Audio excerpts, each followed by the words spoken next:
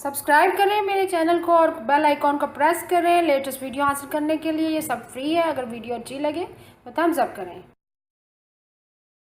अस्सलामुअलैकुम, welcome to my channel cook with Shaheen. आज मैं आपसे आलू गोश्त का शोरबा बनाने की रेसिपी शेयर कर रही हूँ।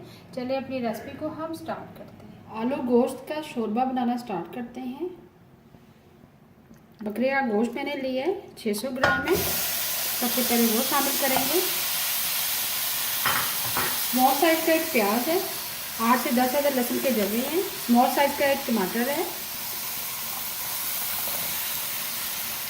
बहुत ही ज़बरदस्त बनता है आलू गोश्त का शोरबा। 1 टीस्पून अदरक पिसा हुआ शामिल करेंगे। हाफ कप पानी शामिल करेंगे। साथ ही हम स्पाइसेस भी ऐड कर देते हैं। 1.5 टीस्पून सुरख मिर्च पिसी हुई,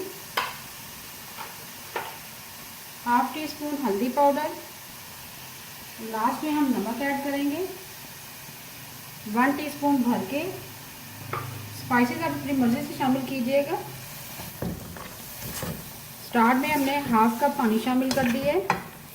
जैसे ही प्याज, लहसुन, अदरक और टमाटर सॉफ्ट हो जाएंगे, अच्छी से ग्रेवी रेडी हो जाएगी, फिर हम ऑयल डाल के भून लेंगे। फिर हम पानी शामिल करेंगे। अभी जस्ट हमने ये प्याज और लहसुन को सॉफ्ट करना है। अब हम कवर कर देंगे और लो फ्लेम पर पकाएंगे। लो फ्लेम पर हमने गोश्त को पकने के लिए रख दिया था। मसाला हमारा तो पूरा रेडी हो गया, ग्रेवी सी बन गई है। प्याज, लहसुन, अदरक, टमाटर जो हमने शामिल किया था बहुत अच्छी तरह से सॉफ्ट हो चुका है। अब हम ऑयल शामिल करेंगे, तकरीबन हाफ कप। ऑयल शामिल करने के बाद हम भूनेंगे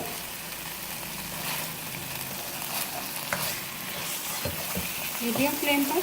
और भूनने के बाद हम पानी शामिल कर देंगे। तो इतना पानी शामिल करेंगे इसलिए हमारा गोश्त भी गल जाए और हमारा शोरबा भी बन जाए, रेडी हो जाए।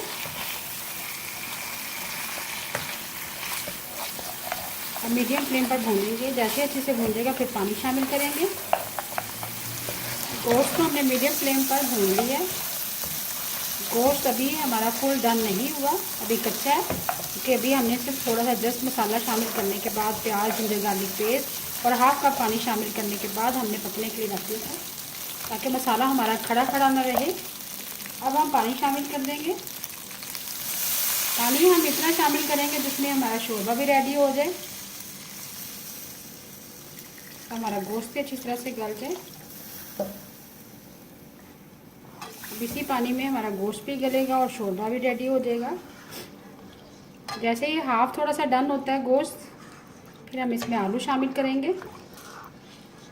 अब अच्छी तरह से मिक्स करेंगे। अगर आप चाहते हैं शोरबा बहुत ही अच्छा रेडी और मीठा मीठा ना बने तो प्याज आप कम शामिल करें।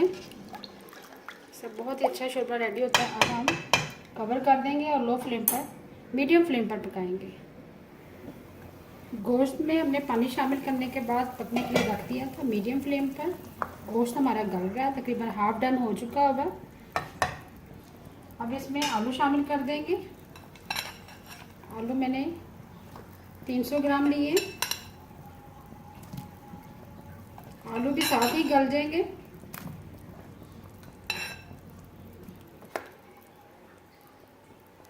थोड़ा सा मिक्स करेंगे और फिर दोबारा से कवर कर देंगे।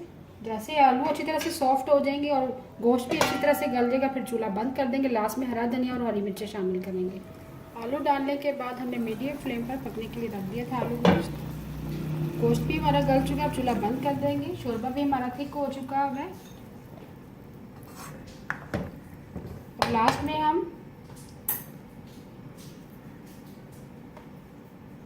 हाफ टी स्पून सूखा धनिया पिसा हुआ शामिल करेंगे। 1/4 टीस्पून गरम मसाला पिसा हुआ।